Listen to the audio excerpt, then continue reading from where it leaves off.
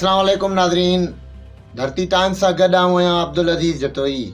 नज़र विझंदासीं ताज़ा तरीन हेडलाइंस ते।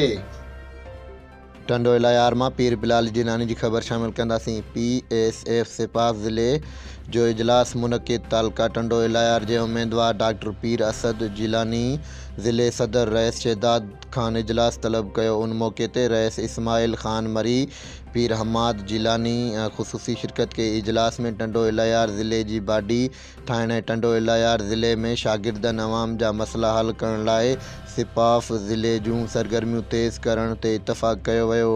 इजलास में पाकिस्तान पीपुल्स पार्टी के अगवान सीनियर सियासतदान रईस इस्माइल खान मरी चयो त असां बिलावल भुट्टो जा बाज़ू हुआसीं ऐं रहंदासूं। सिपाह ज़िलो टंडो इलायार बिलावल भुट्टो के वज़ीर आज़म बणाए ॾेखारींदो।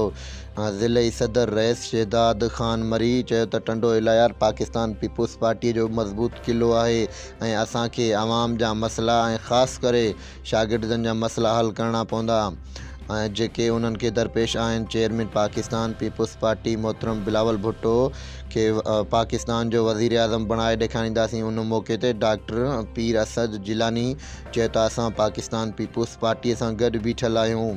बिलावल भुट्टो जे हुकुम ते अमल कंदासूं। मां पाकिस्तान पीपुल्स पार्टी जे जियालन ऐं सीनियर सियासतदान रईस इस्माइल खान मरी ऐं सिपाफ जे ज़िले सदर रईस शहदाद खान मरी जो शुक्रगुज़ार आहियां। इजलास में टंडो इलायार जे समूरन उहदेदारनि शिरकत कई। टंडो इलायार में पंहिंजी सरगर्मियूं तेज़ करण ते इतफ़ाक़ कयो वियो। पीर हमाद जिलानी इजलास की कार्रवाई के सारायो ऐं समूरन ज़िलनि जे उहदेदारनि जो शुक्रिया अदा कयो।